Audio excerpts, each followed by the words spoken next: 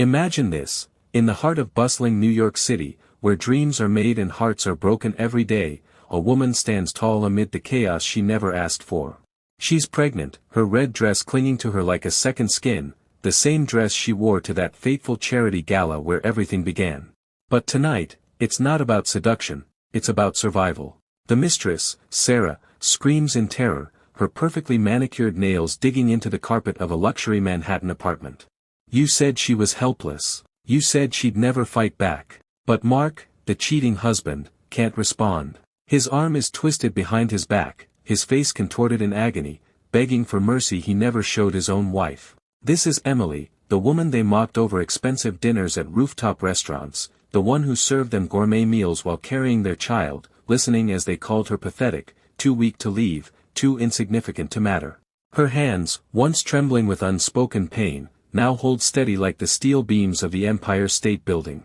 They thought her silence was surrender. They thought her gentleness was weakness. They thought a woman who chose peace had forgotten how to wage war. I begged you, Emily whispers, her voice cracking as tears stream down her cheeks, her pregnant belly rising and falling with the controlled breaths of a trained fighter.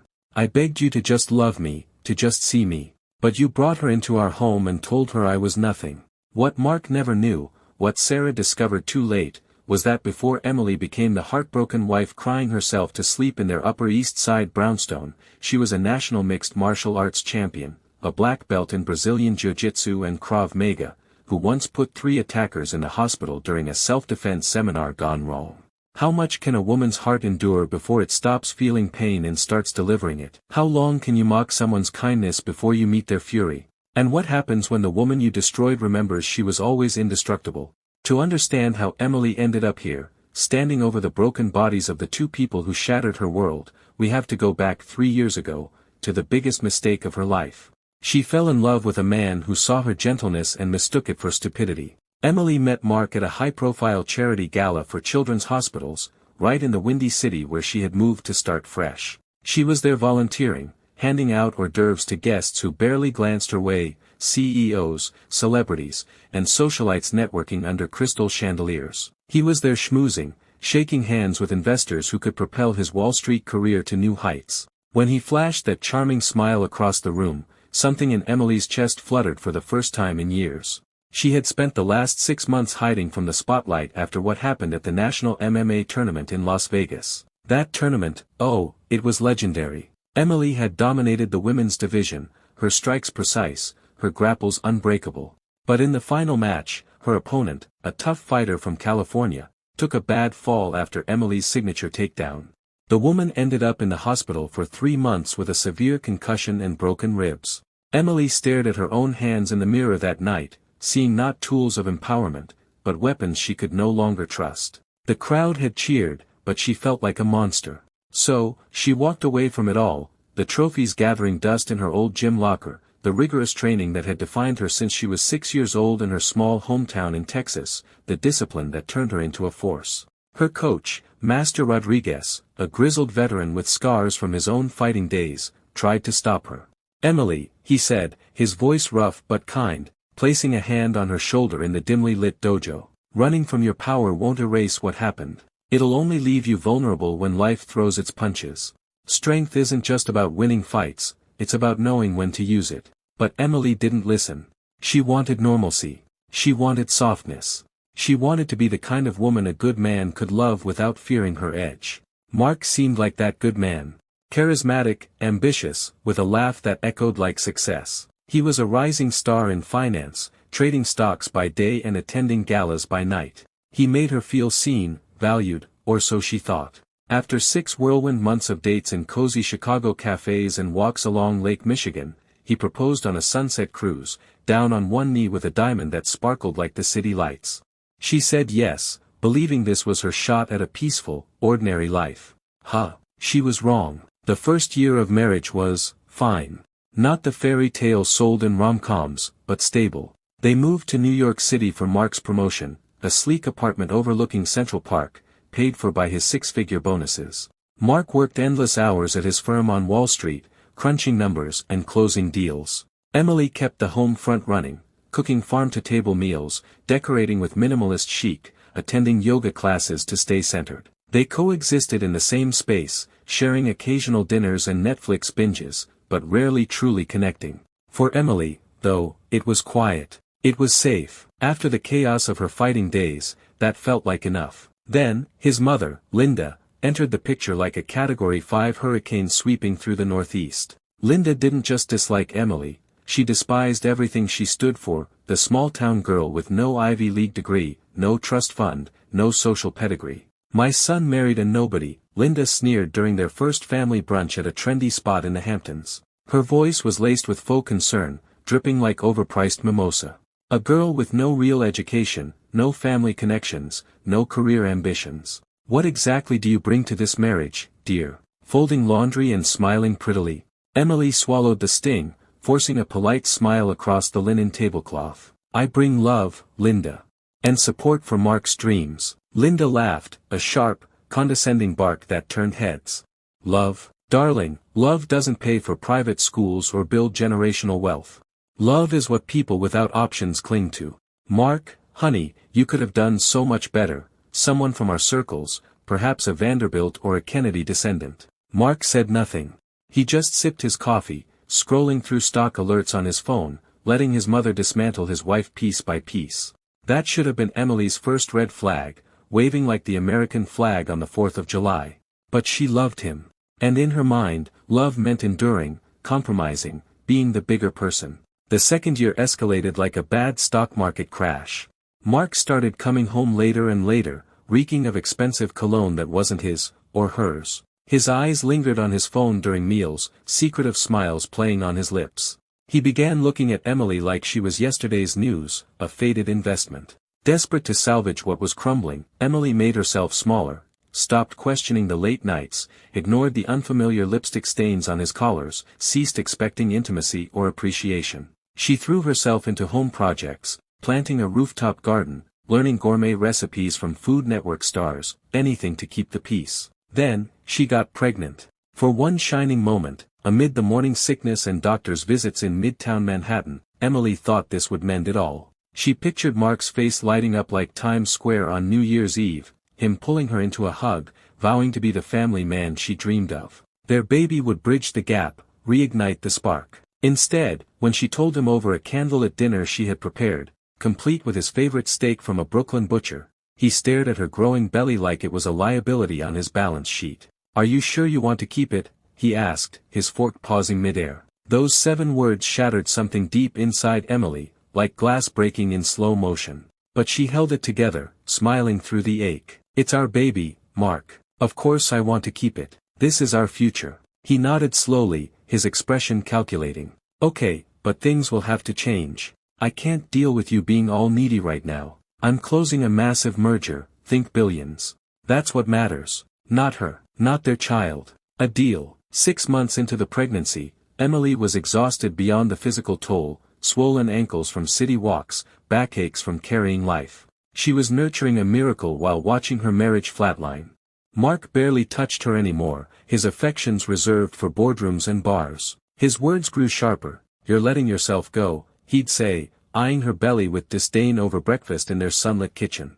"I'm pregnant," she'd whisper, fighting back tears. "Yeah, well, try not to balloon out completely. Image matters in my world."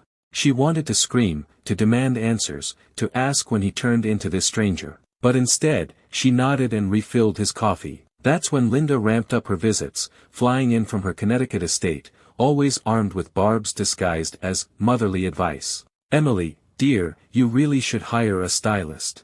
Mark's in the big leagues now, people notice his arm candy. Emily, perhaps a nanny after the baby?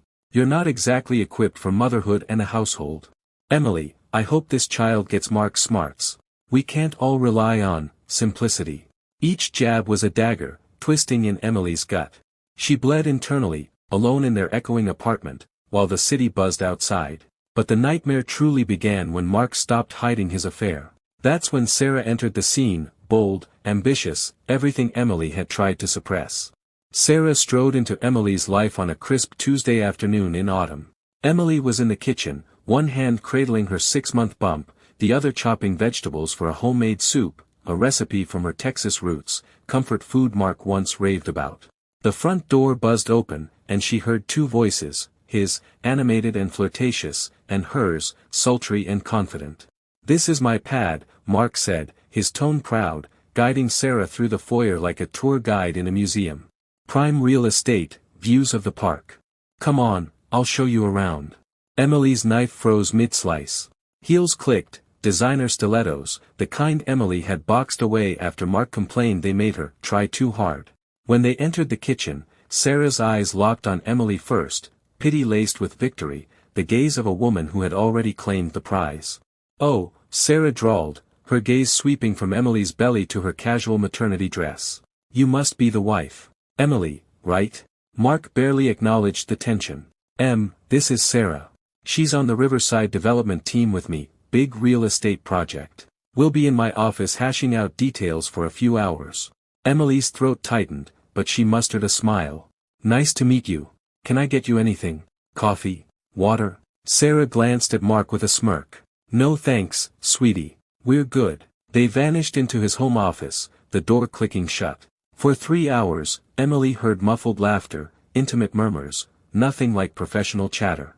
At one point, passing by with laundry, she caught Sarah saying, "You're way too talented for this setup. She's lucky you stuck around." Mark's reply, "I don't know. Sometimes I think I settled too soon." Settled. The word hit Emily like a subway train. Her legs wobbled, she braced against the wall, her belly feeling like lead. She wanted to burst in, demand respect, but the fighter in her was buried deep, suppressed by years of normalcy. When Sarah left, Mark escorted her out, his hand on her lower back, a gesture he hadn't shown Emily in months. He whispered something that made Sarah giggle, then sauntered back inside, ignoring Emily completely. "How was your meeting?" Emily asked softly, plating the soup. "Fine," he muttered, not looking up from his phone. "What's for dinner?" That was it. No apology, no explanation. Just entitlement. Emily served him, watching as he ate in silence, likely texting Sarah. "Too salty," he grumbled, pushing the bowl away. She'd made it the same way for years. He'd never complained before. The following week, Sarah became a fixture. Visits turned blatant, Sarah in form-fitting business attire that screamed, "Date night," touching Mark's arm, glancing at Emily like she was the help. One evening, Emily mustered courage over a glass of herbal tea. "I know what's going on," she said, her voice trembling. "With Sarah. You need to choose, her or us. Your family." Mark stared, then burst into laughter, cold, mocking. "Choose. Emily, you don't call the shots here. Look at you, pregnant, no job, no savings, no backup plan. Where would you even go? Back to Texas with nothing?" The words pummeled her. "I'm your wife," she whispered. "You're a wife," he corrected. "Not my only option." Emily's chest cracked, not fully broken, but fractured. "Why marry me if you think so little of me?" He shrugged. "You were easy, Low maintenance. No demands. For a while, that worked. Now, I want more." He left her there, sobbing silently as their baby kicked, strong, insistent, like a reminder, "Wake up, Mom. Fight." That night, alone in their king-sized bed, Mark now crashed in the guest room, Emily felt the kicks intensify. The baby seemed to urge her, "Don't let them win." But Emily had forgotten how to fight, trained herself into submission for this perfect life. The breaking point loomed 2 weeks later, on a Sunday after Emily's prenatal yoga class in the village. She returned home to find Sarah lounging on her imported leather couch, sipping from Emily's favorite mug, a gift from her old coach. Mark sat beside her, arm draped casually, like this was their domain. "Oh, you're back," Mark said casually. "Sarah's staying for dinner. Whip up something nice, maybe that Italian pasta you do." Emily froze, vision blurring. "Mark, can we talk privately?" He sighed. "Say it here. No secrets." Sarah smiled smugly. "Yeah, sweetie. We're all friends, right?" "This isn't right," Emily said, voice rising. "She shouldn't be here. This is our home, for our family." Sarah laughed. "Oh, honey. You think you have a say? You're barely holding it together." "Mark, please," Emily begged. "Don't do this." He stood, annoyed. "You're being dramatic. Go cook. Sarah's staying, deal with it." Emily's hands fisted. Years of suppressed training surged, muscle memory awakening. "I won't." "Won't what?" Mark stepped closer, grabbing her arm roughly. Cook. That's all you're good for. Let go, Emily warned, low and dangerous. Or what? He shoved her, hand brushing her belly. You're pathetic. That's when the dam burst. Emily grabbed his wrist, iron grip from countless spars. Twisted. Mark yelped, body bending. Sarah screamed, rushing forward. Emily countered effortlessly, sending Sarah sprawling. You said she was helpless. Sarah wailed. Mark gasped, face twisting as Emily applied pressure. Something cracked, his jaw. He crumpled. Emily stood, calm amid the storm, the warrior reborn. Emily's story didn't start in that New York apartment. No, it began in the scorching heat of Austin, Texas, where the sun baked the earth and dreams were as big as the state itself. Born to a single mom who worked double shifts at a diner, Emily learned early that life wasn't fair, you had to fight for your place. Her mom, Clara, a tough woman with calloused hands and a heart of gold, enrolled her in a local martial arts class at age 6, not for glory, but for self-defense. The world ain't kind to girls like us, Emmy, Clara said, tying her daughter's tiny GI belt. Learn to protect yourself, so no one can take what's yours. The dojo was a rundown strip mall spot, smelling of sweat and determination. Master Rodriguez, a former Marine with a limp from Vietnam, saw potential in the quiet girl with fierce eyes. You've got fire, kid, he grunted after her first spar. But fire without control burns everything, including you. Emily trained relentlessly, mornings before school, evenings after homework. By 10, she was winning local tournaments, takedowns that left opponents gasping, strikes precise as a surgeon's scalpel. School kids called her M the Enforcer, but she never bullied, she protected. Once, she broke up a fight where 3 boys ganged up on a smaller kid, sending them running with bruised egos and wrists. High school brought scholarships, wrestling team captain, state champ in judo. Colleges scouted her, UT Austin, even offers from California schools. But Emily chose the pro circuit, traveling to Vegas for her first big fight at 18. The lights of the strip dazzled her, the arena roared. She faced a veteran from LA, dodging punches, countering with a chokehold that won her the belt. You're a star, her promoter said, slapping her back. But stardom came with shadows. Rivalries brewed, like with Mia, a fighter from Miami who trash-talked Emily online, calling her Texas trash. Their match in Florida was brutal, sand from the beach still in Emily's shoes as she grappled, sweat mixing with blood. Emily won, but Mia's post-fight hug surprised her. Respect, girl. You're the real deal. Injuries piled up, a torn ACL in Chicago, rehabbed with grit, a concussion in Seattle that made her question everything. Friends came and went, sparring partners who became like family, sharing burgers after wins, consoling losses over beer, non-alcoholic for Emily, always disciplined. Family life intertwined, Clara attending fights, cheering from front rows, but worrying. Don't lose yourself in the violence, baby. An absent father who showed up once, drunk, demanding money from her winnings. Emily sent him packing with a warning glare. By 25, she was national champ, headlining events in arenas packed with fans waving American flags. But that final tournament in Vegas, the one that broke her spirit, replayed in nightmares. Her opponent, Lena from New York, trash-talked, "You're soft inside, cowgirl." Emily's takedown was too forceful, Lena hit the mat wrong.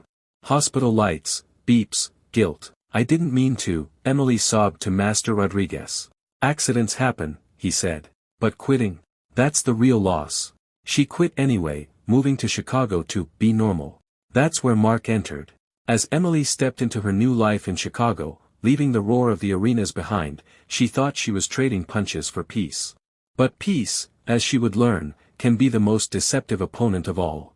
Mark entered her world like a smooth-talking promoter, promising the spotlight without the bruises. Their meeting at that charity gala wasn't just chance, it was the setup for a fall harder than any she'd taken in the ring. Let's rewind a bit to flesh out those early days.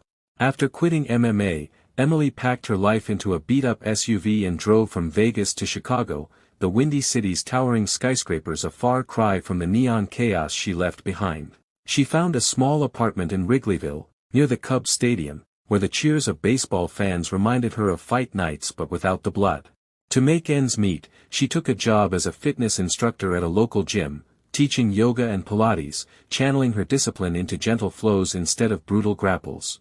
Breathe through the discomfort, she'd tell her classes, a mantra she applied to her own healing heart. Mark spotted her at the gala, not as a volunteer, but as the woman with quiet strength in her eyes. He approached with a glass of champagne, his suit tailored sharp as a knife. "You look like someone who's seen more than just serving trays," he said, flashing that $1 million smile. Emily laughed, a real laugh, not the guarded one from her fighting days. They talked for hours, about his ambitions on Wall Street, he was interning then, dreaming of New York, her love for helping others. She omitted the MMA part, not ready to share her violent past. By the end of the night, he had her number, and their first date was at a cozy Italian spot overlooking Lake Michigan. Those early months were a whirlwind romance straight out of a Hallmark movie, but with a big city edge. Picnics in Millennium Park, boat rides on the lake, stolen kisses under the bean sculpture. Mark wooed her with stories of his upbringing in a wealthy Connecticut family, private schools, yacht clubs, summers in the Hamptons. "I want to build something real," he'd say, holding her hand. Emily, starved for normalcy, fell hard. She shared bits of her past, the single mom, the Texas roots, but kept the championships buried. "I used to compete in sports," was all she'd say, changing the subject. The proposal came on a crisp autumn evening, after a Cubs game where they cheered from box seats. He scored through work connections. Down on one knee by the lakeshore, ring in hand, a solitaire diamond that caught the city lights. "Marry me, Emily. Let's conquer the world together." Tears in her eyes, she said yes, envisioning a partnership, not a power imbalance. But cracks appeared even before the wedding. During planning, a modest affair in Chicago's suburbs, Linda, Mark's mother, inserted herself like an uninvited referee.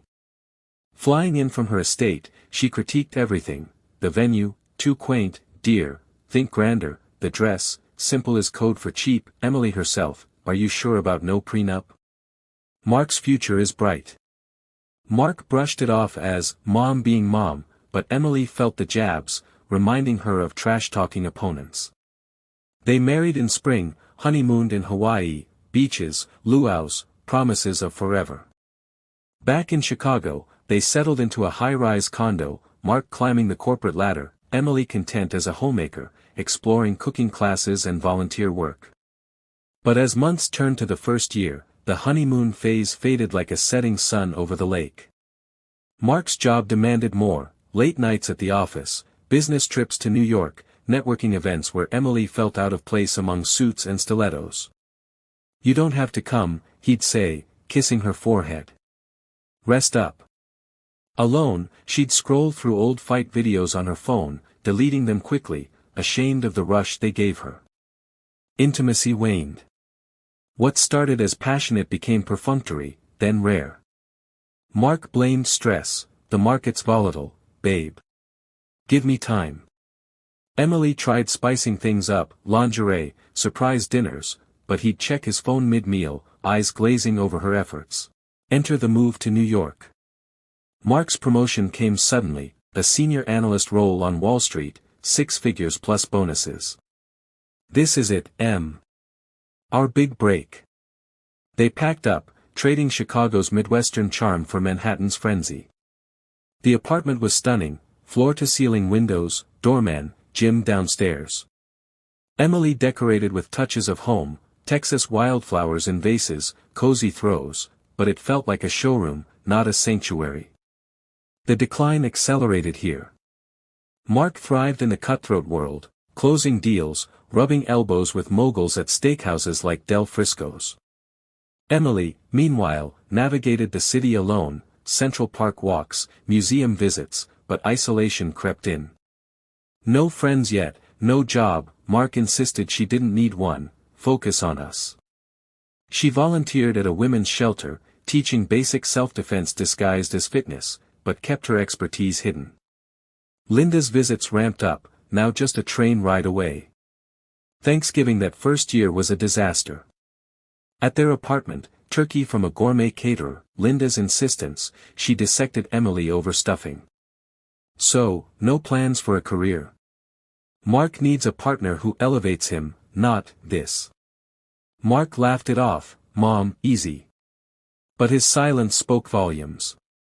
Christmas brought gifts, for Mark, a Rolex from Linda, for Emily, a cookbook, to improve your skills, dear. New Year's Eve, Mark partied with colleagues while Emily watched the ball drop alone, sipping sparkling cider, wondering where her fighter's spirit went. By the second year, the affair's seeds were sown, though Emily didn't know it yet. Mark's late nights multiplied, excuses piling up like unread emails. Client dinners, team building. He'd come home smelling of perfume, subtle at first, then blatant. Phone buzzed constantly, he'd angle it away, smiling at texts. Enter the move to New York. Mark's promotion came suddenly, a senior analyst role on Wall Street, 6 figures plus bonuses. This is it, our big break. They packed up, trading Chicago's Midwestern charm for Manhattan's frenzy. The apartment was stunning, floor-to-ceiling windows, doorman, gym downstairs. Emily decorated with touches of home, Texas wildflowers in vases, cozy throws, but it felt like a showroom, not a sanctuary. The decline accelerated here.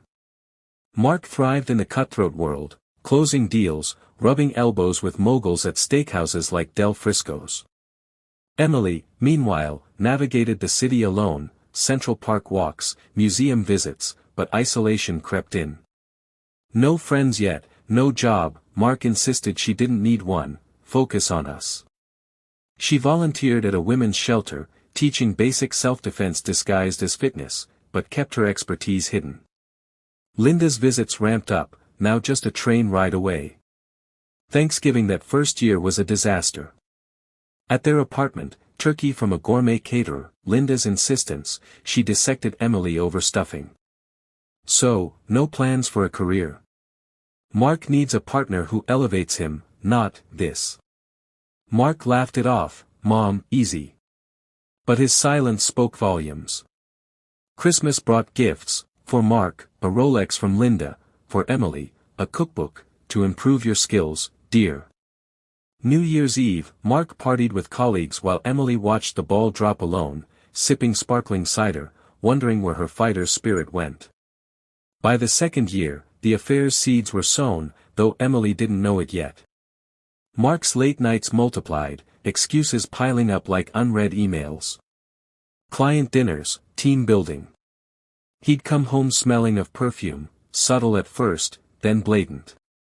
Phone buzzed constantly, he'd angle it away, smiling at texts. Sarah Elizabeth Harrington was born in Boston's affluent Beacon Hill, to a father who was a powerhouse attorney at a top firm and a mother who chaired charity boards. Silver spoon. More like platinum. Private schools, equestrian lessons, summers on Cape Cod. But beneath the polish, cracks, Dad's affairs, Mom's pills to cope. Sarah learned early, success hides pain. Harvard Business School on a legacy admission, she graduated top of class, interning at Wall Street firms. Be ruthless, Dad advised. Emotions are for the weak.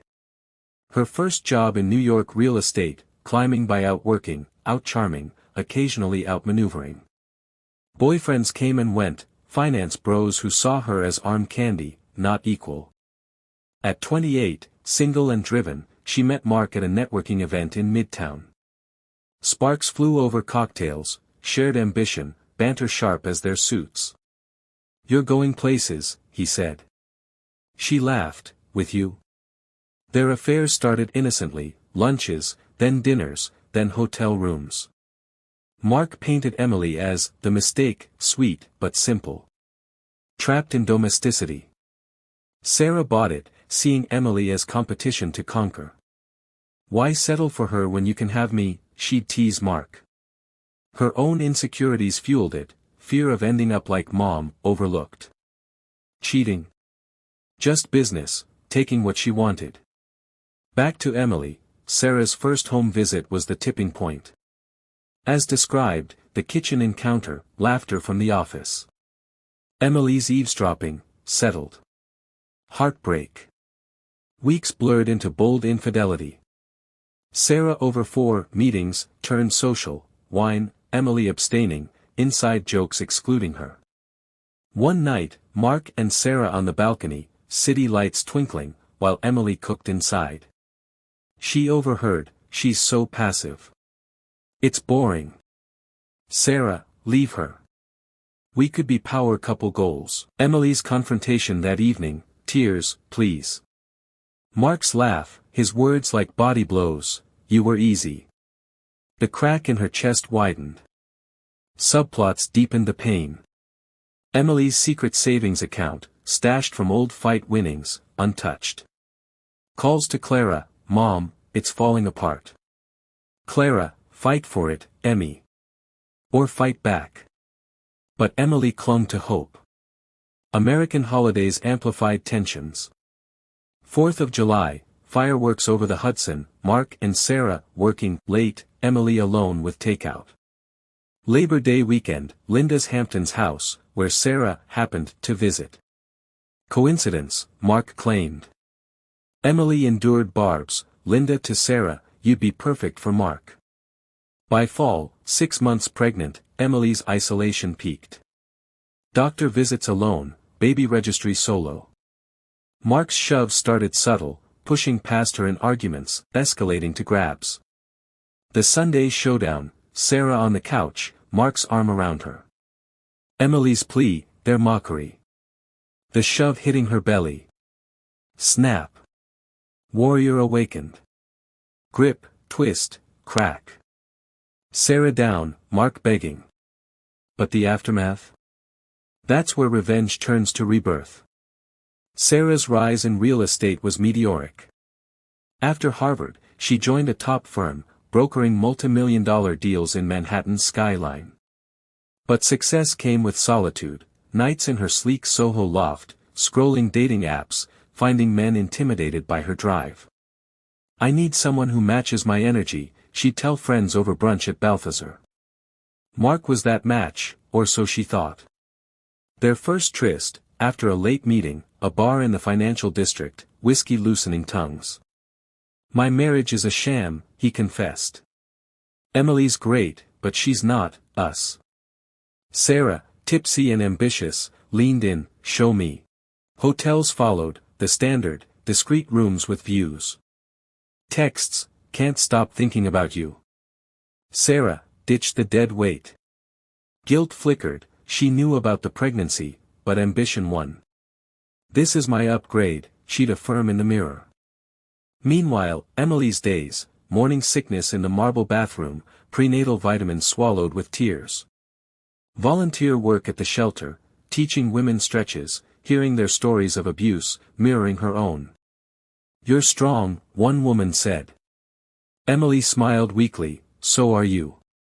Thanksgiving Redux, Linda hosting in Connecticut, Mark flirting with Sarah via phone.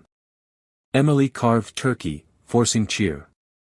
Pass the gravy, Linda said. And some ambition, dear. Christmas, tree in the apartment, gifts unwrapped alone as Mark worked. Emily's gift to him, a custom watch. His to her, gym membership, 4-post baby. New Year's resolutions, Emily vowed to save the marriage. Mark. To see Sarah more. Affair scenes, Central Park rendezvous, bundled against winter, stolen kisses. Sarah, tell her. We could have it all, penthouse, power. Mark, soon. Emily's journal, narrated excerpts, today, he came home late again. Perfume. I pretend not to notice.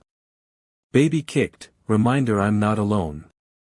Side characters, neighbor Mrs. Goldstein, elderly, noticing Emily's sadness over hallway chats. Men like that? Dime a dozen. You. 1 in a million. Shelter friend, Tia, girl, leave him. Emily, for the baby. Escalating cruelty, Mark's verbal jabs, you're clingy, to physical, shoving during a fight over bills. Bruises hidden under sleeves. Sarah's doubt, after a deal closed, celebrating alone, wondering if Mark's promises were real. Call to her mom, is this worth it? Mom, love's a risk. Take it. Build up to showdown, more visits, bolder touches. Emily's breaking, I can't anymore. The fight, detailed moves, Emily's jiu-jitsu lock, Krav Maga sweep. Aftermath, 911 call, hospital, divorce. And just like that, in the span of a few heartbeats, everything changed. The air in the apartment grew thick, charged like the moments before a thunderstorm breaks over Central Park. Emily stood there, 6 months pregnant, her hand still gripping Mark's twisted arm, her other palm resting protectively over her belly. The warrior she had buried for 3 long years had finally clawed her way back to the surface. Mark was on his knees now, face pale and slick with sweat, gasping in pain. Sarah, sprawled on the imported Persian rug in her torn red designer dress, stared up in absolute horror, the same woman who had sipped coffee from Emily's mug just minutes ago, laughing like she owned the place. This wasn't rage exploding out of control. This was precision. This was years of discipline, muscle memory, and suppressed power finally unleashed, but with the calm control of a master who knows exactly how much force is enough. Emily's breathing was steady, deep, the kind drilled into her from thousands of hours on the mat. In through the nose, out through the mouth. Center your weight. Protect what's yours. You said I was helpless, Emily whispered, her voice low but cutting through the room like a blade. Tears rolled down her cheeks, but her eyes, those eyes that had been soft and pleading for so long, were now clear, focused, unbreakable. You said I'd never fight back. Mark tried to speak, his mouth opening in a grimace. Please. But the words caught as Emily adjusted her grip ever so slightly, a textbook armbar from Brazilian Jiu-Jitsu, the kind she had perfected in dusty Texas dojos and Vegas training camps. A faint pop echoed, not loud, but enough. Mark's shoulder dislocated with a sickening sound. He screamed, a raw, animal sound that echoed off the high ceilings. Sarah scrambled backward on her elbows, mascara streaking down her face like war paint gone wrong. Mark. Do something. You told me she was nothing. You said she was weak. Mark couldn't answer. His face was turning purple, veins bulging in his neck as he fought for air through the pain. Emily released the arm just enough to sweep his legs with a controlled low kick, nothing wild, nothing that could hurt her baby, and he collapsed fully to the floor, clutching his ruined shoulder.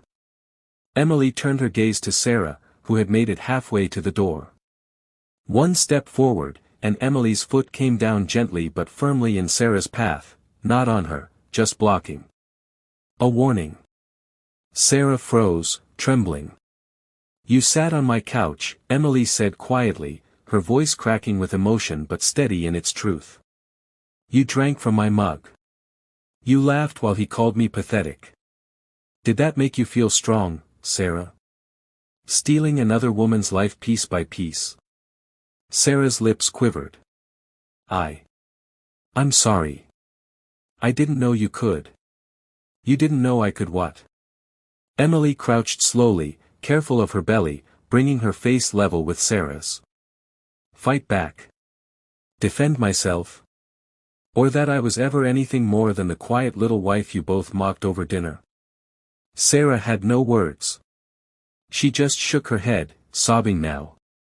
Emily stood again, looking down at both of them, the man she had loved, the woman who had helped destroy her world, broken on her living room floor. The silence stretched, broken only by Mark's whimpers and Sarah's hiccuping cries. Then Emily spoke, her voice gaining strength. I begged you, Mark. For 3 years, I begged you to see me. To love me. To choose us. But you brought her here. Into our home. In front of our unborn child. And when I asked you to stop, you shoved me. You put your hands on a pregnant woman. Mark tried to crawl toward the couch, cradling his arm. Emily, ambulance, please. You're going to get help, Emily said calmly. But first, you're going to listen. She walked to the kitchen island, picked up her phone with steady hands, and dialed 911. Her voice didn't waver as she spoke to the operator. Yes, hello. My name is Emily Thompson. There's been an incident at my apartment in Manhattan. She gave the exact address. My husband and a guest have been injured. They fell during a physical altercation. My husband pushed me first. I'm 6 months pregnant, and I'm afraid for my baby's safety. Please send police and an ambulance right away. She hung up, set the phone down, and returned to the living room. Mark was trying to stand now, using his good arm to push up. Stay down, Emily said softly. It wasn't a threat. It was a fact. He collapsed again. Sarah, still on the floor, whispered, "You're insane. You're going to jail for this." Emily smiled, not with joy, but with the quiet certainty of someone who had finally stopped carrying everyone else's shame. "Am I?" she asked. "Let's review the facts, Sarah.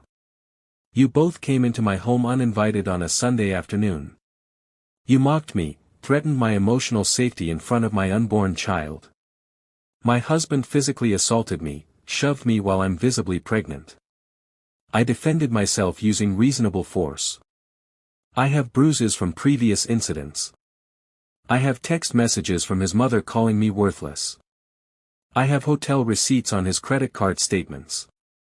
I have witnesses at my prenatal classes who've seen me upset.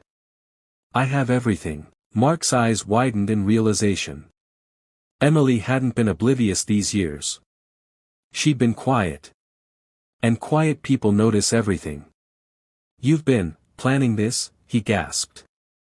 "No," Emily said, shaking her head.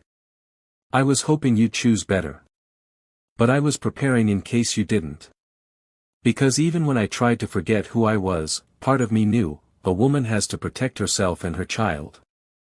Sirens wailed in the distance, growing louder as they raced uptown. The next 30 minutes unfolded like a movie in slow motion. Paramedics burst through the door first, 2 teams, efficient and professional. They found Mark on the floor, arm clearly dislocated, jaw swelling rapidly from the strike that had silenced him. Sarah sat against the wall, wrist sprained from the takedown, hyperventilating. And Emily? She was seated calmly on the couch, hands folded protectively over her belly, breathing steady. One paramedic approached her cautiously. "Ma'am, are you injured?" She lifted her sleeve to reveal faint bruises from previous arguments, documented with time-stamped photos on her phone. "He pushed me today. Hit my belly. I'm pregnant. Please check the baby." They did, portable monitor, heartbeat strong and steady. The relief on the paramedic's face was visible. Police arrived next, 2 officers, 1 male, 1 female. They separated everyone immediately. Emily gave her statement first, in the kitchen, calm and detailed. Dates, times, quotes. She showed texts, photos, receipts she'd quietly collected. Mark, in agony on a stretcher, mumbled through swelling lips, "She attacked us, unprovoked." But Sarah, when questioned separately, cracked almost immediately under the weight of reality. He pushed her first. I saw it. She was just, defending herself." The female officer raised an eyebrow. "And you are?" "A colleague," Sarah whispered, unable to meet her eyes. The officers exchanged glances. The report was written clearly: domestic incident, pregnant victim defended self and unborn child against aggressor and accomplice. No charges against Emily. Mark transported under guard for statements later. At the hospital, a top private facility in Midtown where Mark's insurance demanded he go, the truth unraveled further. Mark required emergency surgery, shoulder reconstruction, plates and pins. His jaw was fractured in 2 places, wired shut for 8 weeks. Doctors noted defensive wounds consistent with self-defense claims. Sarah was treated for a severe wrist sprain and acute emotional distress. A nurse, recognizing the dynamics from years of ER experience, quietly asked if she wanted resources for situations involving married men. Sarah left in tears, reputation already beginning to fracture as word spread through hospital gossip chains. Emily was thoroughly checked, baby perfect, no injuries beyond minor bruising. She refused pain medication, sat in the waiting room with quiet dignity, texting her mother Clara, "It's over, Mom. I'm safe. Baby's safe." Clara's reply, coming on the next flight from Austin. "Proud of you, warrior." The divorce proceedings began the very next morning. Emily didn't hire just any lawyer. From her secret savings account, built from old fight purses she'd never touched, plus careful budgeting Mark never noticed, she retained Alexandra Chen, the top family law attorney in New York City. Known as the Closer in legal circles, Alexandra had a reputation for protecting women in high-net-worth divorces. Their first meeting, in Alexandra's sleek office overlooking Bryant Park. "Tell me everything," Alexandra said, "no nonsense, sharp suit, sharper mind." Emily did, every detail, every tear, every moment of degradation. She provided the evidence folder she'd been building subconsciously for months, photos, screenshots, bank statements, even audio recordings from her phone during arguments, legal in New York as a one-party consent state. Alexandra reviewed it all, nodding slowly. "This isn't just a divorce, Emily. This is a reckoning. We can get you everything, the apartment, full custody, substantial support, maybe even punitive measures given the assault." Emily shook her head. "I don't want to destroy him. I just want to be free. And safe. For me and my daughter." "Daughter?" Alexandra smiled. "Found out yesterday at the scan. Before everything happened. They filed immediately, emergency order for exclusive use of the marital home, temporary support, restraining order against both Mark and Sarah." Mark's lawyer, a high-powered firm his company retained, tried to push back. Claims of violent tendencies, attempts to paint Emily as unstable. But the evidence was overwhelming. Hospital reports. Police body cam footage showing Emily's calm demeanor versus Mark's aggression. Sarah's initial statement before she lawyered up. Even Linda's text messages, obtained through discovery, calling Emily trash and unfit. The judge, a no-nonsense woman who'd seen too many abused wives, granted everything temporarily and set a fast track for final settlement. Mark, jaw wired, arm in a massive sling, signed within weeks. He had no choice. Public exposure would end his career, Wall Street talks, and affairs with subordinates, Sarah reported to him indirectly, plus assault on a pregnant wife. Career suicide. He gave her full ownership of the Manhattan apartment, paid off with his bonus money. Primary custody, with supervised visitation only if he completed anger management and parenting classes. Generous child support and alimony for 5 years. Half his investment portfolio. Agreement to pay all her legal fees. In return, Emily signed an NDA about the incident details, but only the physical confrontation, not the affair or abuse. She could speak freely about emotional truth. The day the papers were signed, Emily stood in the apartment, now truly hers, and cried. Not from sadness. From relief. The weight of 3 years lifted like fog burning off over the Hudson. 3 months later, after a smooth final trimester filled with prenatal yoga, visits from Clara, and quiet preparation, Emily gave birth to a perfect baby girl. Labor was long but empowered, natural birth, no drugs, breathing techniques from her fighting days carrying her through contractions like rounds in a championship bout. Clara held one hand, a doula the other. When Maya entered the world, 7 pounds, 2 ounces, with a shock of dark hair and lungs that announced her arrival like a victory bell, Emily wept again. "Maya," she whispered, cradling her daughter. "Because the last 3 years were an illusion. And you, my love, are my truth." Life after Maya was a slow, beautiful rebuilding. The apartment transformed, soft pastels in the nursery, photos of Texas sunsets, a small altar with her old fight medals, no longer hidden, but honored. Clara stayed for 2 months, cooking Southern comfort food, rocking Maya to sleep, telling stories of Emily's childhood strength. Always knew you'd find your way back, baby girl. Emily returned to training, gently at first, postpartum recovery with Master Rodriguez's old protocols sent via email. She found a new dojo in Brooklyn, run by a female black belt who welcomed her like a sister.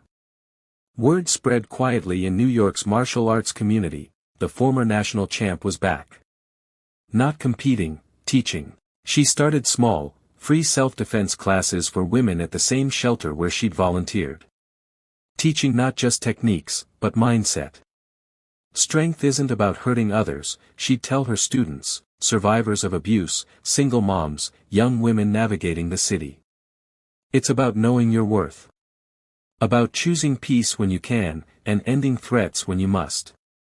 Classes grew. Soon, she rented a small studio space in Chelsea. Named it, Maya Martial Arts, Empowerment Through Discipline, for women and girls only.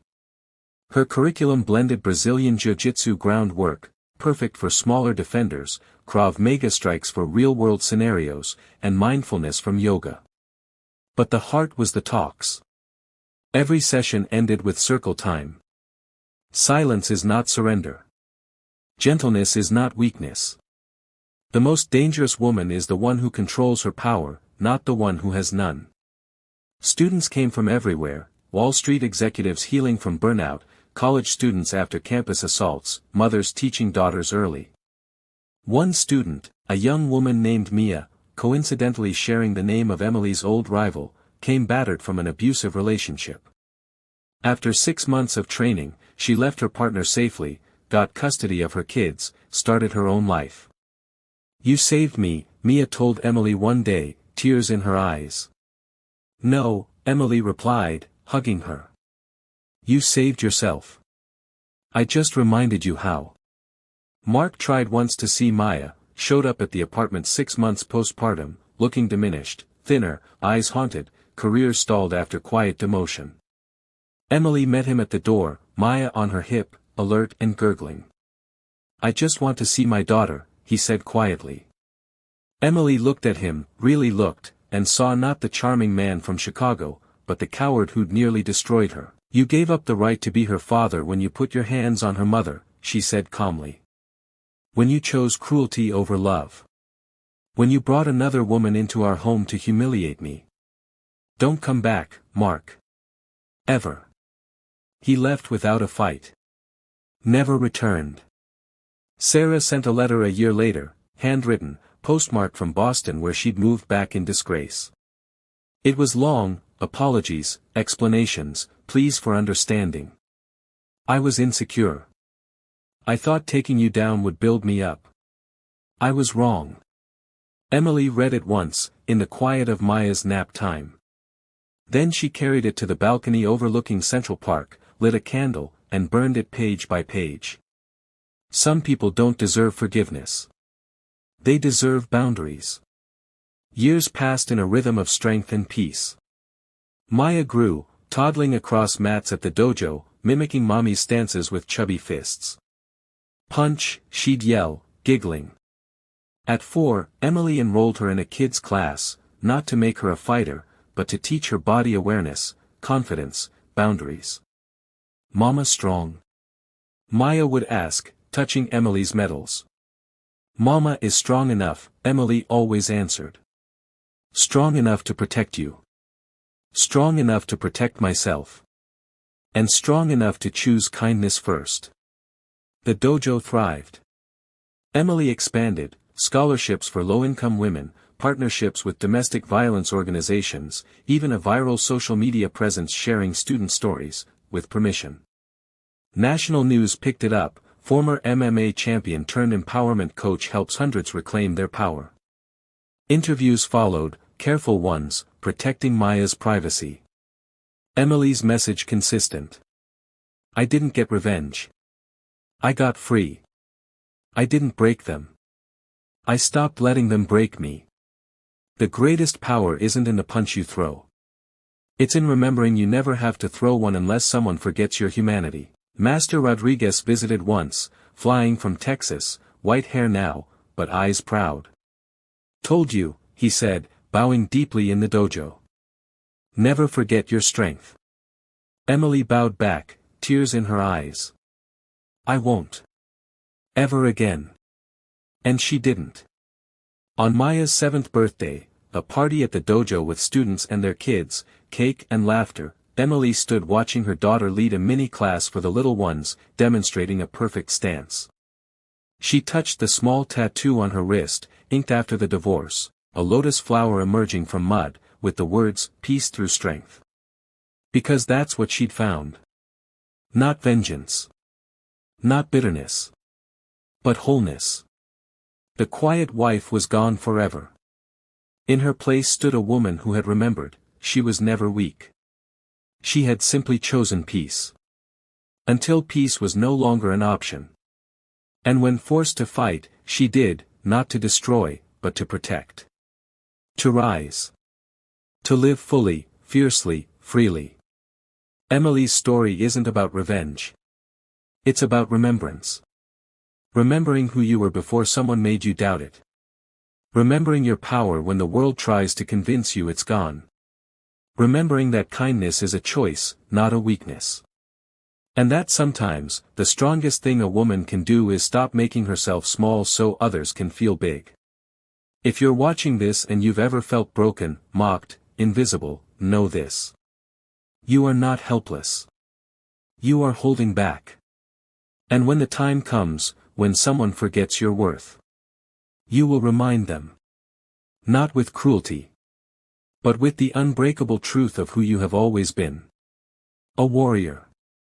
Choosing peace. Until peace chooses you no more. Then, and only then, you rise. Thank you for joining us on this journey through Emily's story. If it moved you, if it reminded you of your own strength, share it with someone who needs to hear it.